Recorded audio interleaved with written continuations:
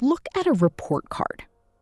A, B, C, D, F.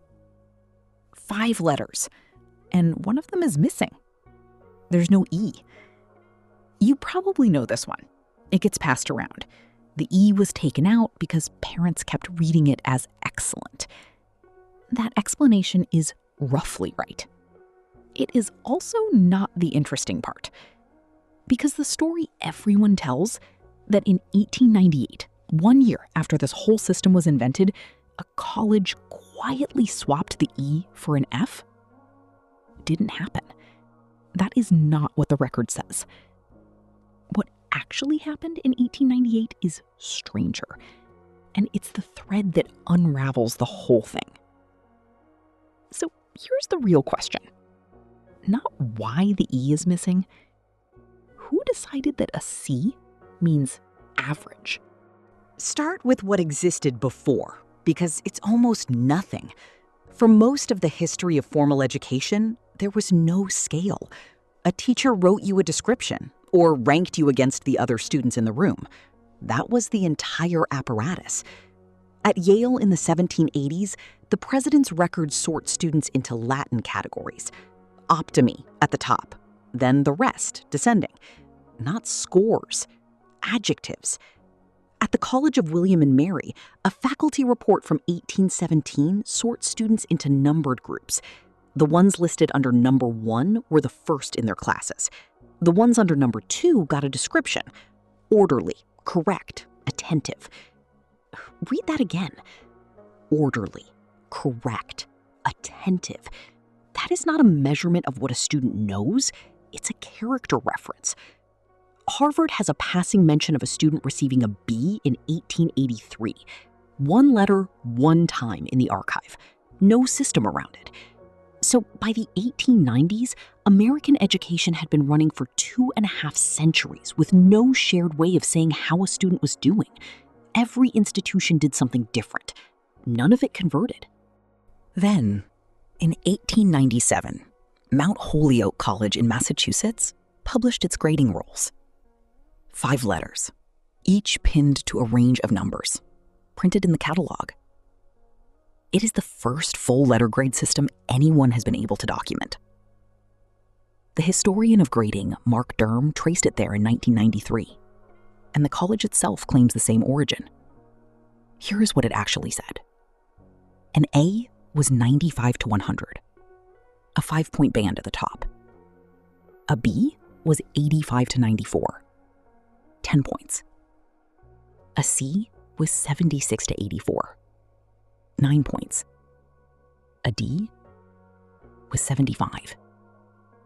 Not 70 to 75, not 75 to 79, 75. Exactly.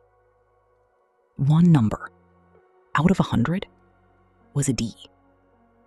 And an E, anything below 75, was a fail. Look at the shape of that.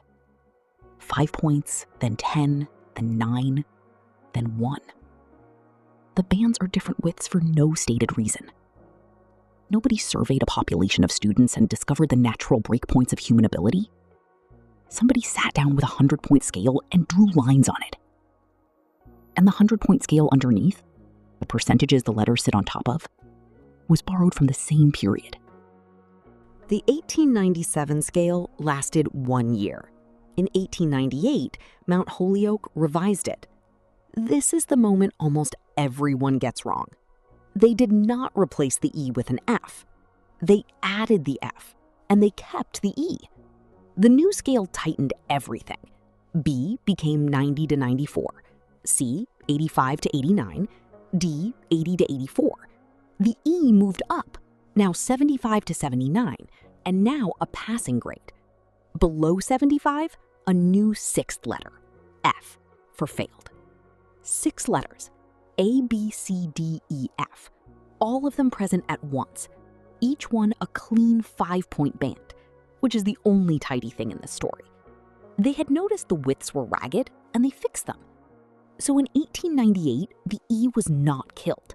It was promoted. Which leaves the obvious question. If the E survived 1898, When did it die? Nobody knows. That's the honest answer. And the researchers who work on this say so plainly.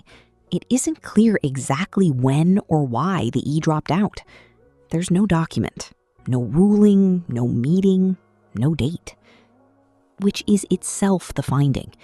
A system this universal should have a paper trail. This one doesn't. Over the next 2 decades, the letter system spread out of the colleges and down into high schools and primary schools. And somewhere in that spread, the E fell away. Different schools, different years, no central decision. The best supported explanation is the one you already heard. Once report cards started going home to parents instead of sitting in a college registry, an E beside a child's name was being read as a compliment. Excellent. So schools dropped it. An F was unmistakable. But notice what that means. The shape of the scale you were graded on was not decided. It eroded. Forget the E for a moment. There's a better question sitting underneath it. Why did any of this spread at all? Because it solved a filing problem. Between 1870 and 1910, the number of public high schools in the United States went from roughly 500 to roughly 10,000. Compulsory attendance laws were coming into force. Enormous numbers of children were arriving in classrooms, and a teacher who had once written a paragraph about each student was now looking at 150 of them. You cannot write 150 paragraphs.